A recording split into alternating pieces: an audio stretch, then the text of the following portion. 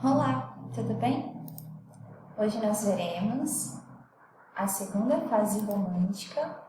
Vamos falar sobre o romance regionalista e urbano, as diferenças entre eles na segunda geração romântica brasileira e alguns aspectos do teatro romântico. Então, o romance regionalista, ele se trata de um romance regional. O que é isso? É um romance com aspectos de determinados locais, determinados estados, determinadas províncias da época, que vão retratar comportamentos e aspectos daquele espaço geográfico. Então, do sertão de Mato Grosso do Sul ao interior de Minas Gerais, passando pela vastidão dos campos gaúchos, surge no romance romântico a imagem de um país grandioso. A descrição de espaços e costumes desconhecidos estabelece o confronto entre tipos rurais e urbanos, ampliando assim o conhecimento que se tinha do Brasil na primeira metade do século XXI. Nessa aula, compreenderemos como isso se apresenta no romance regionalista e no teatro romântico do Brasil. Então, aqui a gente traz um quadro do Pedro Weingartner, do interior da padaria, retratando esses aspectos do cotidiano. O Brasil literário amplia suas fronteiras. Aqui na imagem a gente tem um cargueiro transportando café no século XIX, um fazendeiro do Vale do Paranaíba transportando café aí. Então, o regionalismo, ele traz para o centro do romance romântico as paisagens e os tipos de um Brasil desconhecido até então, como os vaqueiros dos Pampas e os sertanejos do Nordeste. Por que desconhecido? Porque até nesse momento, o romantismo ele estava trazendo como principal figura elementar do Brasil o índio e a natureza, como a gente viu nas aulas passadas. Então agora a gente vai trazer como protagonistas outros elementos, outras figuras, que vai ser uma figura popular, o vaqueiro dos Pampas e os sertanejos do Nordeste.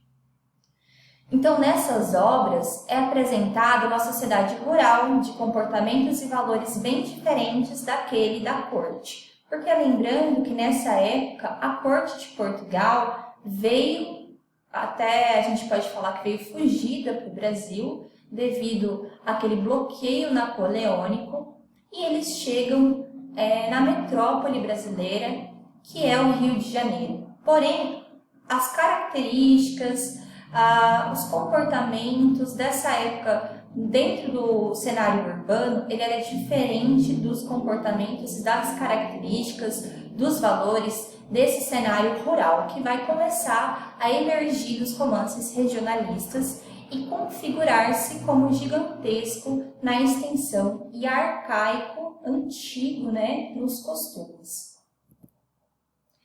Aqui a gente tem um mapa dos romances regionalistas do século XXI.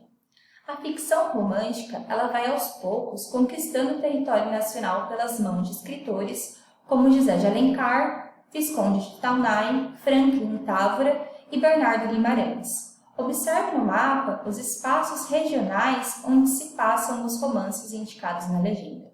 Vou deixar aqui 2 minutinhos para você observar quais são os escritores, quais são os romances e de onde é cada um desses romances, quais são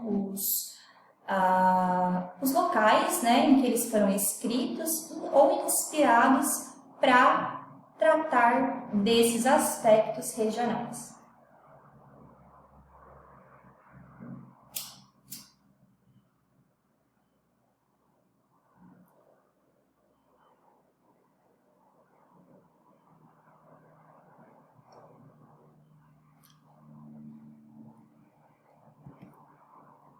O projeto literário do romance regionalista. Então, quais eram os objetivos? Justamente revelar o Brasil para os brasileiros, Narrativas com o objetivo de divulgar os aspectos locais, ignorados pelos contemporâneos, com grandes nomes aí de escritores como José de Alencar, Taunaí, o Visconde de Taunaí, o Franklin Távora e Bernardo de Guimarães. Vão trazer aí denúncias de um Brasil patriarcal e marcado pela violência e controle, com estruturas coloniais. Então, a gente vai trazer retratos locais das pessoas e dos costumes do meio rural e do quadro geral da época. Trazer o sertanejo como protagonista, como um homem do interior, representando o elemento nacional, substituindo o índio da primeira geração. A divulgação ela é feita através de folhetins ou jornais.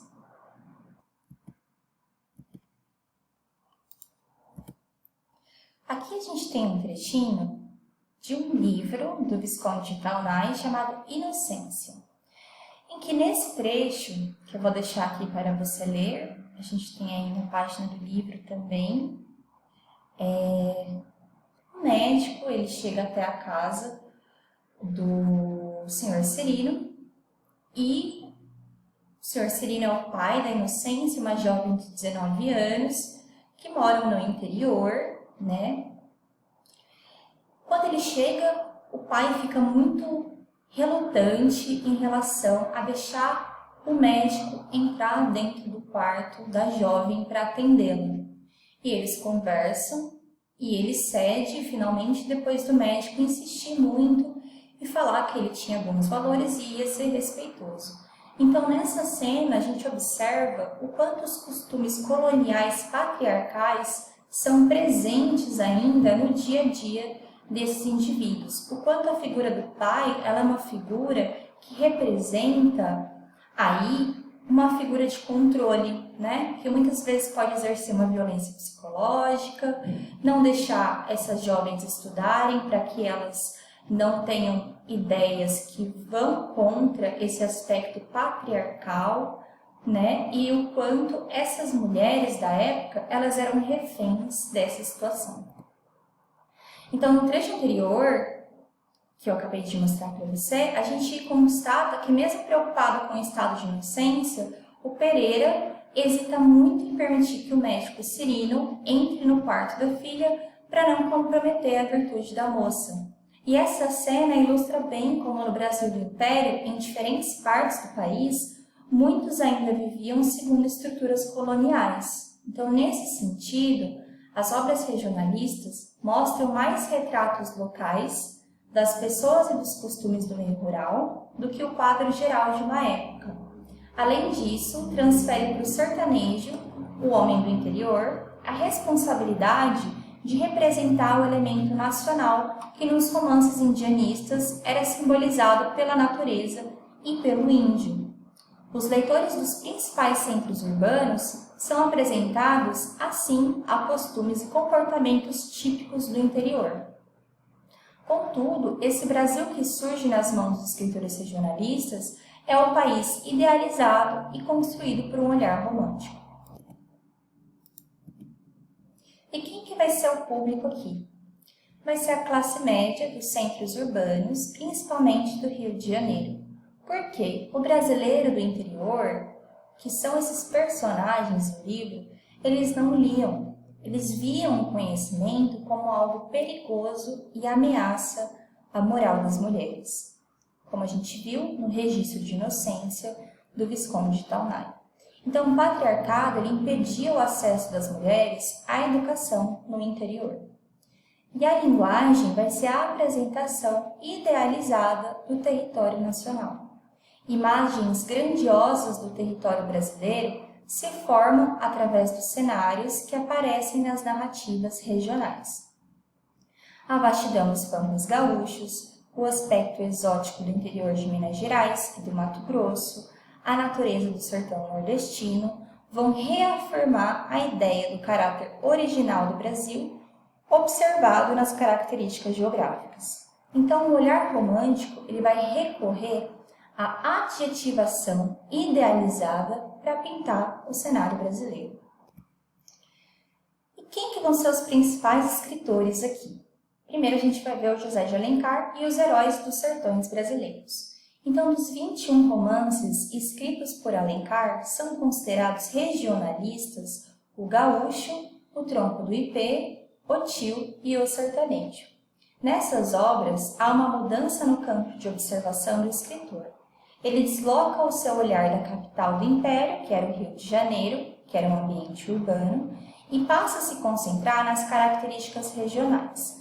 Essa mudança se manifesta ainda na construção das personagens, apresentadas como tipos com características pouco particulares e insuficientes para lhes garantir uma identidade. Então, a identidade ela vai ser um aspecto mais comunitário de comunidade, né?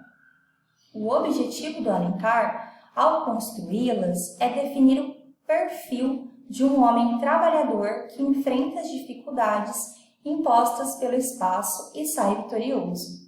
Nesse sentido, tem uma inversão de papéis nos quais as mulheres ocupam o primeiro plano e são figuras mais fortes. Nos romances regionalistas, o destaque fica com as personagens masculinas, apresentadas em toda a sua ignorância e rudeza, enfrentando os desafios da vida. As mulheres vão assumir papéis submissos, porém, elas vão ser muito retratadas e incentivadas ao processo de emancipação nos romances regionalistas. Um aspecto histórico muito importante durante essa época é a Guerra dos Farrapos. Em 1835, um longo conflito teve início no Rio Grande do Sul. Os revoltosos, conhecidos como farrapos, defendiam maior autonomia política e econômica para as províncias. A indicação do presidente da província pelo governo sediado no Rio de Janeiro e a permissão de entrada de carne da Argentina no Brasil a preços muito mais baixos que os da carne gaúcha vão provocar uma forte reação e vão ser um motivo desse conflito da Guerra de Farrapos. Então, os gaúchos, liderados por Bento Gonçalves, tomaram o poder na capitania e proclamaram a revolta dos farrapos. Desse movimento participaram também José e Anita Garibaldi. Em 1945, um acordo encerra a disputa. Os rebeldes recebem anistia, os comandantes foram incorporados ao Exército Nacional e os impostos sobre os produtos argentinos sofreram um aumento. Por que é importante a gente retratar isso aqui? Porque vai aparecer em diversos romances esse conflito da Guerra de Farrapos, junto com esses aspectos que a gente citou aqui, das características regionais e dos comportamentos do interior. Vou te passar, inclusive, como recomendação para você assistir A Casa das Sete Mulheres, que é uma minissérie da Globo que retrata o momento histórico da Revolução Farroupilha e desse momento da segunda geração romântica no interior, que vai falar sobre os impostos dos produtos argentinos mais baratos que o da carne gaúcha. Outra indicação é de música, uma trilha chamada Lamento Sertanejo. E também vou pedir para você realizar, adicionalmente, a leitura da página 354 e os exercícios. E também a leitura daquele trecho aqui, desse trecho aqui, de Inocência, do Visconde de Taunain, certo? Todas aí por volta dessa página 354. Bem, nessa aula foi isso. A partir da aula que vem, nós veremos as diferenças entre o romance do interior regionalista e o romance urbano. E também vamos abordar alguns aspectos aí a respeito do surgimento do teatro nessa época da segunda geração romântica para a terceira geração romântica e a importância dessas características para o momento literário atual. Por enquanto é isso, espero que você tenha gostado, um beijo e até a próxima aula.